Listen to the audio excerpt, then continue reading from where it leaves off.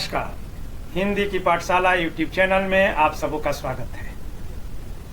आज का पाठ है रहीम रचित दोहावली का 57वां दोहा। चित्रकूट में रमी रहे रहीमन अवध नरेश, जा पर विपदा पड़त है सो आवत यह देश। रहीमा सो आवत यह देश। संदर्भ बता है, फिर पीछे के वीडियो में बता ही चुका हूँ। फिर कि बहुत बड़ा है, उसमें से काम भर ही हम लोग निकालते रहेंगे कि रहीम खान खाना, अब्दुल रहीम खान खाना रचित रहीम ग्रंथावली के दोहावली पाठ से लिया गया है। अब इसका प्रसंग क्या है? तो प्रसंग पिछले दोहे में मैं बताया कि रहीम का जहांगीर से मनमुटाव हो जाता है। मनमुटाव के बाद उनकी सारी संपत्ति और जागीर को जब्त कर लिया जाता है और रहीम दर दर भटकने को बाध्य होते हैं और भटकते भटकते वे चित्रकूट में पहुंच जाते हैं। और चित्रकूट में भी उनको याचक चैन से रहने नहीं देते हैं। उसी में जब एक याचक उनके पास याचना करता है, तब वे यह दोहा लिख करके अपने मित्र रीवा के नरेश, रीवा जहाँ का जो है सफ़ेद बाग पटना के चिड़ियाघर में है, तो रीवा नरेश के पास भेजते हैं। और रीवा नरेश उस पत्र को पढ़ करके 1 लाख रुपए की सहायता उस याचक को करते हैं। तो इस दोहे में रहीम अपने दुर्दिन अवस्था का वर्णन कर रहे हैं। शब्दार्थ का मतलब रमी रहे का मतलब बस रहे, और नरेश का मतलब राजा होता है, और विपदा माने विपत्ति, आवत माने आता है, और देश का मतलब हुआ स्थान। तो अब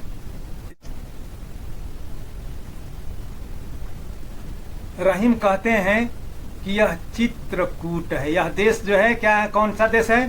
चित्रकूट है। ऐसे अन्वय करके हम लोग इसका अर्थ लगाएंगे। और मैं यहीं रम रहा हूँ, यानी कि बस गया हूँ। और यह वह देश है जहाँ वे ही लोग आते हैं जो विपत्ति के मारे होते हैं, या जिन पर विपदा पड़ती है, संकट आता है, वहीं इस देश में यानी कि चित्रकूट में आता है।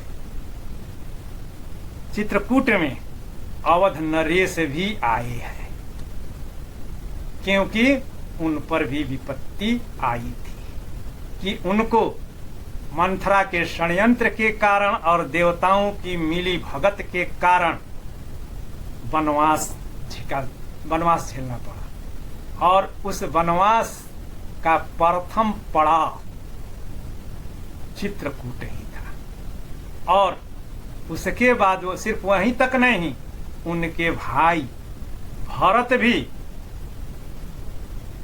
नहीं चाहते हुए भी, राज्य गद्दी नहीं चाहते हुए भी, वो यहीं पर आकर के निवास किए थे और यहीं रह करके अयोध्या का राज्य चलाए थे। मैं भी उसी देश में अब आकर के बस रहा हूँ, क्योंकि मेरे ऊपर भी विपत्ति आई है। वह विपत्ति किस रूप में? कि जागीर और मेरी सारी संपत्ति छीन गई है। और मैं दर दर का ए रहीम दर दर फिरी, उसको विशेष में लिखेंगे, लिख दीजिएगा। तो मैं भी वही संकट झेल रहा हूँ और इस विपत्ति की वजह से मैं यहाँ पर बस गया हूँ, क्योंकि यही वह जो स्थान है जो संकटग्रस्त लोगों का आश्रय स्थल बन सकता है। और वहीं जो है भाषा के संबंध में, तो यह ब्रजभाषा है, और ब्रजभाषा की जो है विशेषता के तौर पर हम लोग जो है दे सकते हैं कि सधी हुई जो है ब्रजभाषा है, लालित्यपूर्ण है, और भाषा में संगीत तत्वों की जो है संगीत तत्व से भरा हुआ है, भरी हुई भाषा है। और इसमें ये भी लिख सकते हैं कि राग रागनियों का प्रयास नहीं किए हैं, बावजूद भाषा इनके दोहे गेय हैं। भाषा में संगीतात्मकता है या संगीत तत्वों से भरे हुए हैं, और इसी वजह से कबीर के बाद सबसे ज्यादा पढ़े और गाए जाने वाले कवि रहीम है। छंद, तो छंद के बारे में जान रहे हैं कि दो पंक्तियों का है, 2 पंक्तियों का दोहा होता है। दोहा मात्रिक छंद है जिसमें 13 और 11 वर्णों पर यति दे करके 24 मात्राएं होती है और अंतिम में लघु मात्रा होती है। तो यहाँ पर हम लोग गिनेंगे। ची में 1 मात्रा, त्र चूंकि संयुक्ताक्षर है, संयुक्ताक्षर में जो है 2 मात्राएं गिनी जाती है। तो त्र 2, अकु 2, 4 1 5, अक्ट 6, मे में 2 8, र में 9, मी में 1 10, 11 2 13। वैसे ही रहीमन में 4, र ही म न, अवध 3, नरेश 4, रे में 4 2 मात्रा, तो 24 मात्रा 13 और 11 पर हो गया, 11 लिखना है। अब ऐसे ही तो 24 मात्राएं इसमें है। अब अलंकार तो बता दिया हूं कि नीति का या दोहा है और नीति में एक पद में कोई कारण दिया जाता है, कोई बात रखी जाती है और दूसरे चरण में उसको समझाया जाता है, स्पष्ट किया जाता है। या पहली पंक्ति समस्या से संबंधित होती है और दूसरी पंक्ति निदान से संबंधित होती है। तो अगर ऐसी स्थिति होती है तो उसमें कहते हैं कि उदाहरण यह अलंकार है और काव्यलिंग अलंकार है।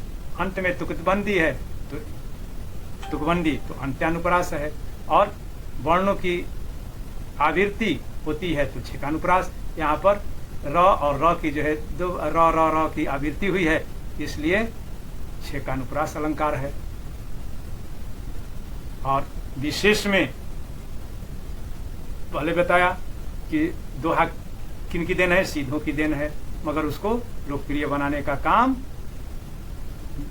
रहीम और बिहारी ने किया। और इनके दोहे साहित्यिक दृष्टि से तो महत्वपूर्ण है ही, मानव जीवन के विभिन्न पहलुओं का भी इसमें गूढ़ वर्णन है। सामाजिक, नैतिक, धार्मिक, आर्थिक, सांस्कृतिक, व्यवहारिक जीवन जीने की शिक्षा देने वाले इनके दोहे हैं। क्या करना चाहिए, क्या नहीं करना चाहिए, इसमें से कोई जो है ले सकते हैं जो आपको जो है रुचिकर लगेगा। और इनके दोहों की खासियत यह भी है कि भक्ति, नीति और श्रृंगार की त्रिवेणी इनके जो है दोहों में प्रवाहित होती है।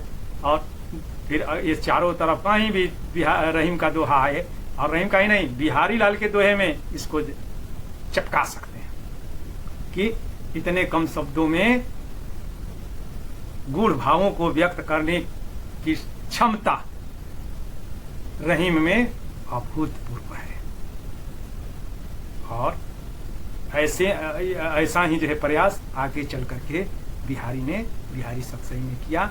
और उसको महत्वपूर्ण दोहा याद रखेंगे हमेशा, जहाँ बिहारी और रहीम का आए उसमें ये दोनों दोहा आप अंतिम में चपका दीजिए, बहुत ही अच्छा प्रभाव पड़ेगा। कि सतसैया के दोहरे, अरुणावक के तीर वाला।